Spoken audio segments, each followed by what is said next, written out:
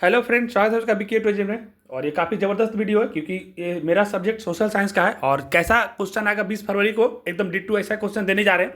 और जो भी इस वीडियो को देख रहे हैं, आपसे मेरा रिक्वेस्ट है कि आप अपना जो स्पीड है देखने का उसको बढ़ा लीजिए, क्योंकि टाइम आपके पास ज़्यादा है नहीं। तो आप फटाफट इसको समझने की कोशिश की किस टाइप का क्वेश्चन बन रहा है, और बिल्कुल इसी टाइप का क्वेश्चन बनेगा। और जितना हम क्लास में पढ़ाए हैं उससे बाहर क्वेश्चन जाना ही नहीं है। 80 का 80 क्वेश्चन, मतलब 80 नंबर का पूरा क्वेश्चन मेरे क्लास से ही आना है। और 80 ऑब्जेक्टिव में आपको 40 करना है। निश्चित रूप से 40 से ज़्यादा क्वेश्चन आपका मेरा पढ़ाया हुआ मिल जाएगा ऑब्जेक्टिव में।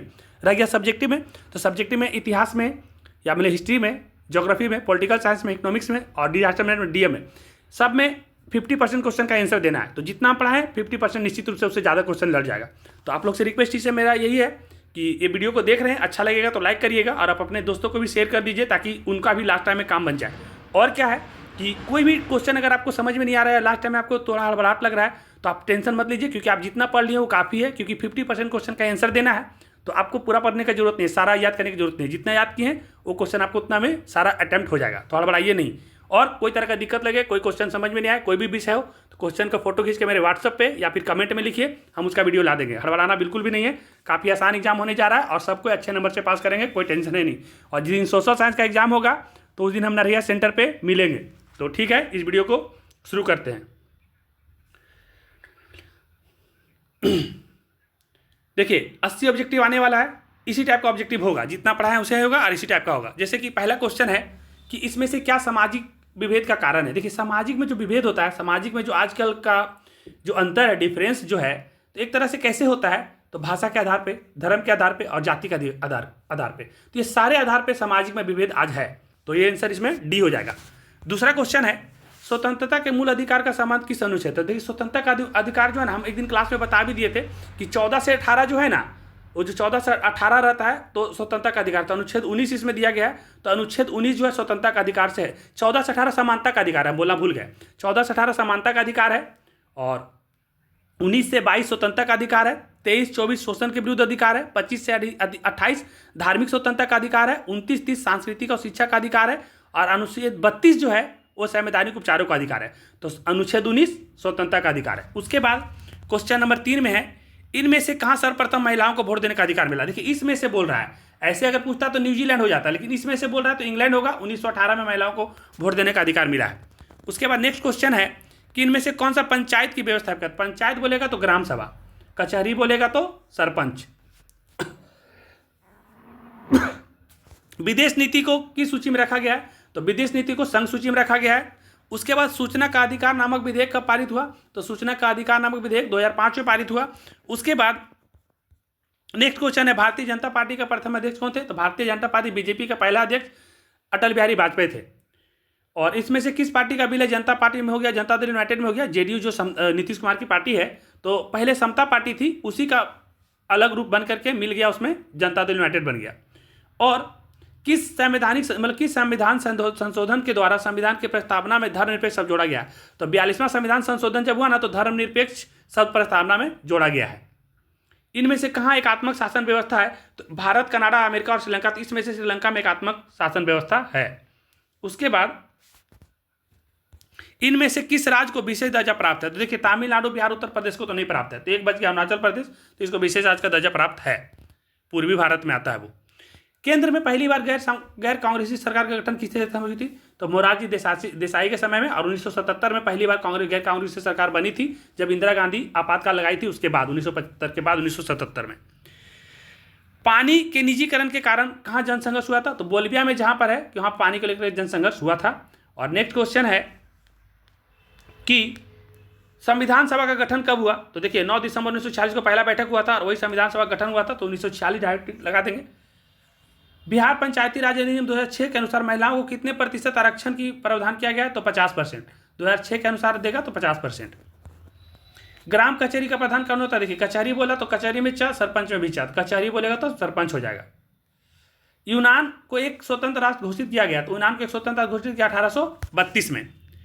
उसके बाद लाला लाजपत राय ने किसकी जीवनी लिखी है, तो मेजनी का। रक्त और लौह का नीति का अवलंबन किसने किया था, बिस्मार्क ने। राइन राजसंघ का निर्माण किसने किया था, नेपोलियन बोनापार्ट ने। और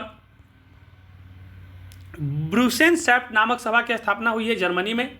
और निम्नलिखित में से कौन यूरोपियन समाजवादी था, तो इसमें से देख लीजिए, saint Simon, Robert Owen, Louis Blanc, ये सभी जो है यूटोपियन समाजवादी थे। बोल्शेविक क्रांति को इनमें से किस नाम से जाना जाता है? तो अक्टूबर क्रांति बोलिए चाहे बोल्शेविक क्रांति बोलिए, दोनों एक ही है। तो बोल्शेविक क्रांति को अक्टूबर क्रांति के नाम से जाना जाता है। उसके बाद नेक्स्ट क्वेश्चन है, इनमें से कौन गुप्त पुलिस संगठन है? तो गुप्त पुलिस संगठन बोलेगा ना, तो चेका जो है वो गुप्त पुलिस संगठन है। इसके बाद नेक्स्ट क्वेश्चन है कि नरोत्तम सिहानुक राजनीतिक से संन्यास कब लिए? तो नरोत्तम सिहानुक जो थे ना, वो 1978 में राजनीति से संन्यास ले लिया था। उसके बाद भारत में रेलवे की शुरुआत कब हुई और किसके शासनकाल में, दोनों पूछा जा सकता है। तो भारत में रेलवे की शुरुआत जो हुई है वो डलहौजी के समय में 1853 में। पहला रेलवे मुंबई से ठाणे के बीच में 29 किलोमीटर चला था। और इसी के समय में, डलहौजी के समय में हड़प नीति, इसी के समय में डाक तार, ये सब शुरू हुआ है। गांधी जी ने दांडी यात्रा की शुरुआत कहाँ से की थी? तो गांधी जी ने दांडी यात्रा शुरू की थी साबरमती आश्रम से।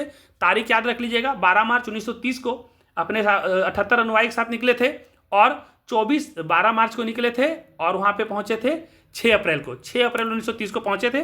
और अंग्रेजों के खिलाफ नमक कानून तोड़ करके वहीं से सविनय आंदोलन शुरू किए थे, सविनय अवज्ञा आंदोलन। स्वराज पार्टी का प्रथम सम्मेलन कहाँ हुआ था? तो स्वराज पार्टी का जो पहला सम्मेलन हुआ था वो इलाहाबाद में हुआ था। और इसमें से किन्हें सीमांत गांधी के नाम से जाना जाता है? तो सीमांत गांधी बोले या फ्रंटियर गांधी बोले? खान अब्दुल गफ्फार खान। वेदों की ओर लौटो का नारा किसने दिया? देखिए, वेदों की ओर लौटो का नारा कौन से दिया? तो वेदों की ओर लौटो का नारा दिया था दयानंद सरस्वती ने। और जो दया करते हैं वो आर्य लोग होते हैं। तो आर्य समाज का स्थापना कौन किया? दयानंद सरस्वती ने। पूछ देगा, बड़ा समाज का स्थापना किसने किया? राजा राम मोहन राय ने। बिहार प्रांतीय किसान सभा की स्थापना किसने की? सहजानंद सरस्वती ने 1936 में। भारत में पहला फैक्ट्री एक्ट कब पारित हुआ? 1881 में। ब्रिटिश संसद के किस अधिनियम ने भारत में व्यापार ईस्ट इंडिया कंपनी के एकाधिकार को समाप्त कर दिया? तो 1813 का जो चार्टर्ड एक्ट आया था, वो जो ब्रिटिश संसद जो था ना, वो ईस्ट इंडिया कंपनी का एकाधिकार वो समाप्त कर दिया था 1813 का जब चार्टर्ड अधिनियम आया। तो city of Bombay improvement trust की स्थापना के पीछे इनमें से क्या कारण था? तो जो प्लेग का बीमारी आ गया था ना, एक महामारी आ गया था, इसी के कारण सोम प्रकाशन साप्ताहिक पत्रिका का प्रकाशन किसने किया था? तो ईश्वर चंद्र विद्यासागर ने। और न्यू इंडिया समाचार पत्र किसने शुरू किया था? तो एनी बेसेंट ने। और रेशम मार्ग कहाँ से आरंभ होता है? तो रेशम मार्ग चीन से आरंभ होता था। और उसके बाद है कि इन देशों में से कौन प्राकृतिक संसाधनों में अत्यंत विपन्न है? तो देखिए, प्राकृतिक संसाधन तो अच्छा खासा था, लेकिन जापान में 2 बार परमाणु बम भी गिरा है, तो इसीलिए वहाँ पर एकदम बहुत ही कम है प्राकृतिक संसाधन, लेकिन फिर भी काफ़ी डेवलप राज्य जो है जापान। इन राज्यों में से कौन सर्वाधिक वन आवरण वाला है? तो इसमें से देखिएगा, मध्य प्रदेश में सबसे ज़्यादा वन है। और अगर देखिए, सबसे ज़्यादा वन तो है मध्य प्रदेश में, लेकिन प्रतिशत के हिसाब से पूछेगा तो मिजोरम में सबसे ज़्यादा वन है। तो प्रतिशत पूछेगा तो मिजोरम, और ऐसे ज़्यादा वन है मध्य प्रदेश में। रोहिला राष्ट्रीय उद्यान कहाँ है? तो राष्ट्रीय उद्यान से एक क्वेश्चन बनने जा रहा है। हम ज्योग्राफी में जो 2 पेज वाला पढ़ाए थे उससे 1-2 क्वेश्चन बनेगा। अब हम पहले भी बताए थे, आज भी बता रहे हैं, कर लीजिएगा। हिमाचल प्रदेश में है। और वैसे ही पूछेगा कि कांधा कहाँ है? तो मध्य प्रदेश में। दुधवा राष्ट्रीय पार्क उत्तर प्रदेश में। और जिम कार्बेट उत्तराखंड में। तो ये सब कोई आ सकता है। सागर सम्राट एक ड्रिलियन है और इसे बोल सकते हैं अब तटीय तेल रिंग। उसके बाद रूस के सहयोग से किस परमाणु विद्युत गिरी का निर्माण किया गया था? तो रूस के सहयोग से कुंडलकुलम परमाणु विद्युत गिरी, यह तमिलनाडु में इसका किया गया था। इनमें से किसे सुनहरा रेशा भी कहा जाता है? तो जूट को सुनहरा रेशा भी कहा जाता है। और निम्नलिखित में से किसे अंगोरा ऊन प्राप्त किया जाता है? तो खरगोश से अंगोरा ऊन प्राप्त किया जाता है। और उसके बाद भारत में लौह इस्पात का पहला कारखाना, तो 1907 में खुला था। झारखंड के जो साक्षी आज है, पहले बिहार में था। TISCO, Tata iron steel company. Bhopal त्रासदी में किस गैस का रिसाव हुआ था? तो मिथाइल आइसोसाइनेट का। पूछेगा कब हुआ था? 1984 में। भारत का सबसे लंबा राष्ट्रीय राजमार्ग जो है NH-44 है। और सबसे बड़ा रेल जोन कौन सा है? हम रेल जोन को जो बताए थे आप लोगों को क्लास में याद होगा, 17 रेल जोन के बारे में बताए थे। 1 क्वेश्चन या 2 क्वेश्चन आने जा रहा है। तो सबसे बड़ा है उत्तर रेलवे। वायु परिवहन का राष्ट्रीयकरण कब किया गया था? तो 1953 में। सदिया से धुरवी तक कौन सा राष्ट्रीय जलमार्ग है? तो राष्ट्रीय जलमार्ग 2 है। फल्टा विशेष आर्थिक क्षेत्र कहाँ है? तो फल्टा विशेष आर्थिक क्षेत्र पश्चिम बंगाल में है। नेक्स्ट क्वेश्चन, मोनाजाइट किस राज्य में सर्वाधिक पाया जाता है? तो केरल में, समुद्र के किनारे। भारत का कॉटनोपोलिस किस नगर को कहा जाता है? मुंबई को। कुदेंद्रमुख में कौन सा खनिज पाया जाता है? लौह अयस्क। त्रिवेणी नहर का निर्माण हुआ है पश्चिमी चंपारण में। इन परियोजनाओं में से कौन सीतामढ़ी जिले में स्थित है? तो बागमती परियोजना जो सीतामढ़ी जिले में स्थित है। अबरक उत्पादन में भारत विश्व में कौन सा स्थान है? तो अबरक में भारत पूरा दुनिया में 1 नंबर है, विश्व में 1 नंबर है। भारत में चाय का अग्रणी राज्य, तो भारत में चाय सबसे ज़्यादा असम में होता है। एल्युमिनियम बनाने के लिए सबसे ज़्यादा जो आवश्यक पड़ता है वो है बॉक्साइट, एल्युमिनियम का महत्वपूर्ण एक्स है। 50 से 60 है, 60 से 50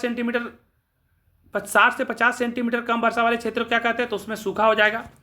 किस नदी को बिहार में बाढ़ का मुख्य कारण माना जाता है? तो बिहार में बाढ़ का मुख्य कारण कोसी है, एक तरह से बिहार का शोक भी है वो। इन प्राकृतिक आपदाओं में से कौन बिहार में प्रतिवर्ष आता है? तो बाढ़ बिहार में प्रतिवर्ष लगभग आ जाता है।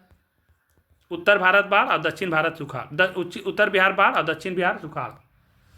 अधिक केंद्र का संबंध है भूकंप से।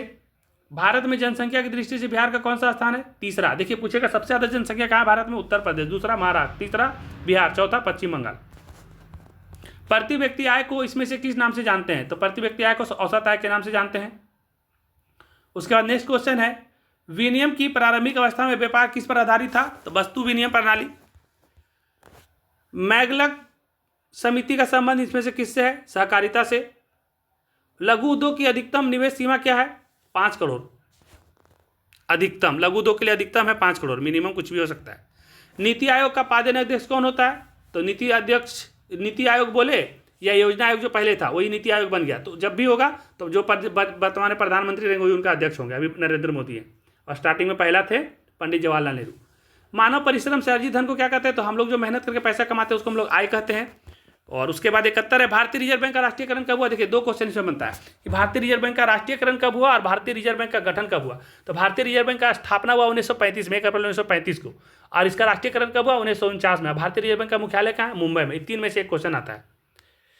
इसमें से कौन सामाजिक आधारभूत संरचना का भाग है? तो देखिए सामाजिक आधारभूत संरचना का भाग इसमें से हो जाएगा शिक्षा, ये सामाजिक आधारभूत संरचना का भाग है। नेक्स्ट क्वेश्चन है, संयुक्त राष्ट्र ने किसे अंतर्राष्ट्रीय सहकारिता वर्ष घोषित किया है? तो संयुक्त राष्ट्र ने 2012 को सहकारिता वर्ष घोषित किया है, अंतर्राष्ट्रीय सहकारिता वर्ष घोषित किया है। उपभोक्ता अधिकारों की घोषणा सर्वप्रथम कहाँ की गई थी? तो उपभोक्ता अधिकारों की घोषणा सबसे पहले अमेरिका में की गई थी। और विश्व के विभिन्न अर्थव्यवस्थाओं को एक दूसरे से जोड़ने वाली प्रक्रिया को कहते हैं वैश्वीकरण, ये पढ़ाया हुआ है। और उसके बाद इसमें से कौन संस्थागत वित्तीय स्रोत का उदाहरण है? तो संस्थागत वित्तीय स्रोत का उदाहरण वाणिज्य बैंक हो, सहकारी बैंक हो, क्षेत्रीय बैंक हो, ये सब हो जाएगा, क्षेत्रीय ग्रामीण बैंक हो। भारत का अधिकांश कार्यबल किस क्षेत्र में? तो भारत का ज़्यादा से ज़्यादा कार्यबल प्राथमिक क्षेत्र में और खास करके कृषि में बहुत ज़्यादा संख्या में। भारत में मौद्रिक नीति का निर्धारण कौन करता है? तो मौद्रिक नीति का निर्धारण करता है भारतीय रिजर्व बैंक। और भारतीय रिजर्व बैंक का स्थापना 1 अप्रैल 1935 को, इसका राष्ट्रीयकरण 1949 को, और इसका हेडक्वार्टर मुंबई में। भूमि विकास बैंक को पहले किस नाम से जाना जाता था? तो भूमि विकास बैंक को पहले भूमि बंधक बैंक के नाम से जाना जाता था। और इस वीडियो का ऑब्जेक्टिव का ये लास्ट क्वेश्चन है, इनमें से किस जमा में कोई ब्याज नहीं लगता? अगर चालू खाता रखिएगा ना, डेली निकालो जमा करो, तो इसमें कोई ब्याज नहीं लगता है। अब देखिए 80 में से आपको 40 ऑब्जेक्टिव करना रहेगा। हम हर बार बोल रहे हैं, बार बार बोल रहे हैं, और हमेशा बोलेंगे, एग्जाम के बाद भी बोलेंगे, और एग्जाम के दिन तो हम आएंगे भी आपके पास। तो 80 में से 40 तो मेरा पढ़ाएगा, उससे ज़्यादा ही आना, उससे कम आना नहीं, हड़बड़ाना बिल्कुल नहीं। सोशल साइंस में 100% मार्क आएगा, प्रैक्टिकल में भी आप लोग का अच्छा खासा नंबर आ चुका है, तो टेंशन अब आप लोग का है नहीं। अब आगे देखिए कि जैसे ही 80 क्वेश्चन ऑब्जेक्टिव खत्म होगा तो उसके बाद आपका हिस्ट्री का क्वेश्चन आएगा, देख लीजिएगा वहाँ पर भी हिस्ट्री का क्वेश्चन आएगा। जैसे ही खत्म होगा हिस्ट्री का जो क्वेश्चन आएगा वो 6 क्वेश्चन आएगा 2-2 नंबर का, लेकिन आपको बनाना कितना है? 3। इसमें से देखिए सारा पढ़ाया हुआ, जो भी क्वेश्चन आपको लगे कि सर ये नहीं पढ़ाए हैं तो आप कमेंट में लिखिएगा, उसका तुरंत हम वीडियो 2 मिनट में बना के दे देंगे। तो देखिए जर्मनी के एकीकरण की 2 बाधाएं बताइए, बताया हुआ है, टेंशन नहीं है। हो चिंग मार्ग की क्या उपयोगिता थी? बताया हुआ है। इंग्लैंड की औद्योगिक क्रांति का भारतीय कुटीर एवं हस्तशिल्प उद्योग पर क्या प्रभाव पड़ा? इस तरह से 6 क्वेश्चन में आपको 3 बनाना पड़ेगा। करना क्या है कि 2 कलर का पेन रखेंगे, ब्लैक और ब्लू। हम पहली बार बता चुके हैं, फिर से बता रहे कि ब्लैक और ब्लू 2 कलर का पेन रखिएगा। ब्लैक कलर से हेडलाइन को हाईलाइट कीजिएगा और ब्लू कलर से आंसर लिखिएगा। करना क्या है कि 6 में से 3 है, जो आसान लगेगा पहले 3 उसको लिख दीजिएगा। और ये चीज़ जरूर लिखिएगा, देखिए यहाँ पर खंड लिखा हुआ होगा, देखिए यहाँ पर लिखा हुआ है ना खंडवा, तो खंडवा या अंग्रेजी में लिखिएगा सेक्शन बी। सेक्शन बी से 3 क्वेश्चन का आंसर देना, 6 का नहीं देना। 3 अच्छा जो लगेगा, जैसा भी हैंड राइटिंग है काट कूट ज़्यादा मत करिएगा, साफ साफ 3 लिख दीजिएगा। उसके बाद 4 नंबर का 2 क्वेश्चन आएगा, भारतीय राष्ट्रीय आंदोलन में सत्याग्रह की भूमिका का विवेचना करिए या नई आर्थिक नीति जो 1921 में आया था। तो ये दोनों में से कोई एक लिखना है, दोनों में से कोई एक साफ साफ 4 नंबर का रहेगा, तो 4 नंबर का रहेगा तो कम से कम इसको 1 से 1.5 पेज में लिखिएगा, ताकि 4 का 4 नंबर मिल जाए। तो 6 4 10 नंबर यहाँ से हो जाएगा, और 40 ऑब्जेक्टिव से 50 हो गया। इसको जब जैसे खत्म करिएगा तो इसके बाद पॉलिटिकल साइंस से क्वेश्चन आएगा। पॉलिटिकल साइंस में क्वेश्चन कैसे रहेगा, तो पॉलिटिकल साइंस से 9 से लेकर के 12 तक, यानी कि 4 क्वेश्चन 2 2 नंबर का रहेगा, लेकिन आपको लिखना 2 ही को रहेगा। तो देखिए, पंचायती राज की त्रिस्तरीय संस्था बताया हुआ है, समवर्ती सूची से बताया हुआ है, राष्ट्रीय राजनीतिक दल किसे कहते हैं बताया हुआ है, दल बदल कानून 10वां संशोधन में आया था, ये भी बताया हुआ है। 4 में से 2 आपको जो आसान लगेगा ये 2 लिखना है, इसमें से 4 में से 2 लिखना। और फिर 4 नंबर का 2 क्वेश्चन दिया हुआ रहेगा कि अशिक्षा किस प्रकार सफल लोकतंत्र को चुनौती देती है, या फिर सत्ता के साझेदारी के अलग अलग तरीके, दोनों पढ़ाया हुआ है, लेकिन सत्ता की साझेदारी ज़्यादा अच्छे से पढ़ाए थे। तो इस 2 में से कोई एक लिखना है, इसको भी साफ साफ लिखिएगा। तो 4 और 4 8 नंबर यहाँ से आ जाएगा। तो आपका हो गया कितना, 40 10 50 8 58।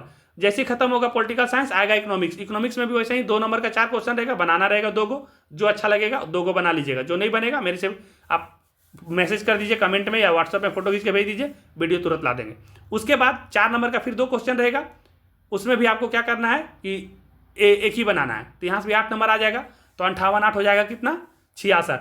और जैसे ये खत्म हो जाएगा तो आपका ज्योग्राफी आएगा। ज्योग्राफी में जैसे हिस्ट्री में 10 क्वेश्चन 10 नंबर का था, इसमें भी 10 नंबर का रहेगा। इसमें 2 नंबर का 6 क्वेश्चन रहेगा पहले छोटा में, 3 को चुन करके बना देना है साफ साफ, और 4 नंबर का 2 क्वेश्चन रहेगा, उसमें से 1 बना देना है। तो 66 तो जो है 76। और खास बात यह है कि आपदा प्रबंधन जो रहेगा उसमें से बड़ा क्वेश्चन कोई नहीं बनता है। आपदा प्रबंधन में 4 छोटा छोटा क्वेश्चन रहेगा। बाढ़ का उल्लेख का कारण करिए, भूकंप के बारे में, प्राथमिक उपचार, आपदा प्रबंधन, काफ़ी आसान रहेगा। 4 में से कोई 2 चुन करके लिख दीजिएगा। 80 का 80 नंबर कटने का चांसेस बहुत कम है। आपका राइटिंग जैसा भी है, बस काट छाट ज़्यादा मत करिएगा। हम एक दिन प्रगति कोचिंग सेंटर में भी जाकर समझा दिए कैसे कैसे लिखना है। जब भी मेरे को मौका जहाँ मिला अपने हिसाब से कर दिए। 1 आध 2 नंबर घट भी गया तो टेंशन लेने की जरूरत नहीं, लेकिन कोशिश यही रहेगा अपने तरफ से साफ साफ लिखिएगा, और क्वेश्चन से रिलेटेड लिखिएगा। जैसे जो क्वेश्चन पूछा जाएगा उसके बारे में रिलेटेड लिखिएगा। अपना मन से बना कर लिख सकते हैं सोशल साइंस में, लेकिन थोड़ा रिलेटेड लिखिएगा। ऐसा नहीं कि पूछा कुछ जा रहा है लिख कुछ और दीजिएगा। और क्वेश्चन को छोड़ना नहीं है, जितना पूछा जाएगा उतना लिखिएगा। 4 में से 2 बोला तो 2 जरूर लिखिएगा, 6 में से 3 बोला तो 3 जरूर लिखिएगा।